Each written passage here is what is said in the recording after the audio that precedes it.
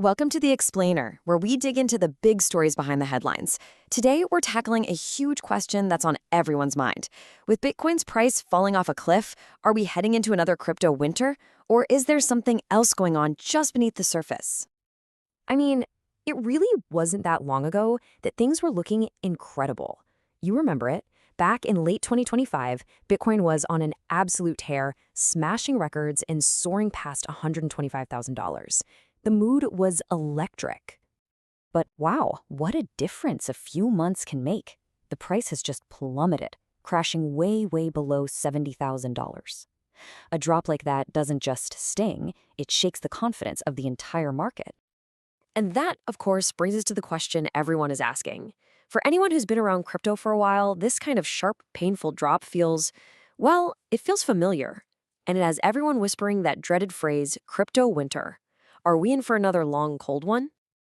All right, let's really get into this. To understand what's actually happening, we have to start with the story that everyone sees, the one that's fueling all this fear and bearish sentiment right now.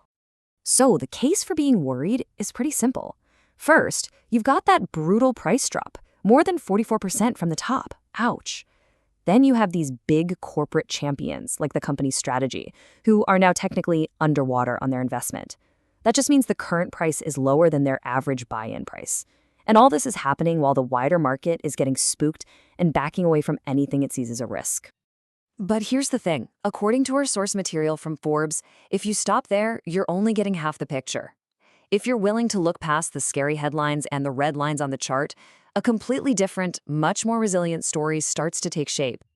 So, what is this deeper story? Well, this is where it gets really interesting. While a lot of everyday investors are hitting the panic button, some of the biggest, most established names in traditional finance are doing the complete opposite. They aren't running for the exits, they're actually building the foundation.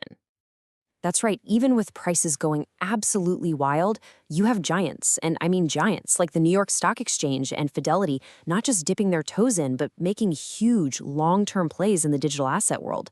They're not focused on today's price, they're looking years down the road. Now, to really get one of their biggest moves, we need a super quick definition: stablecoin.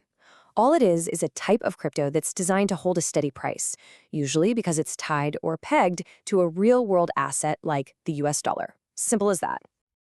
Okay, so check this out. Fidelity is launching its very own stablecoin called FIDD. This isn't just some experiment. We're talking about a token running on the Ethereum network, fully backed by actual cash and US government bonds, and built to be used by everyone.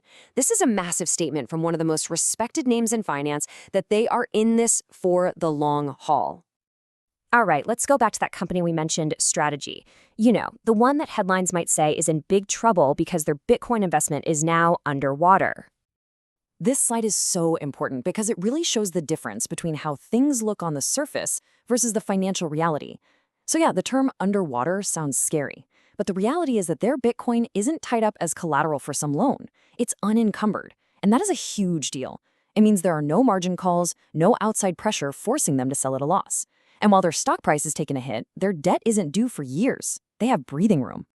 So what's the key takeaway here? The company is financially structured to ride out these storms. Their entire long-term strategy isn't at risk from these short-term price swings because they're not in a position where they have to sell.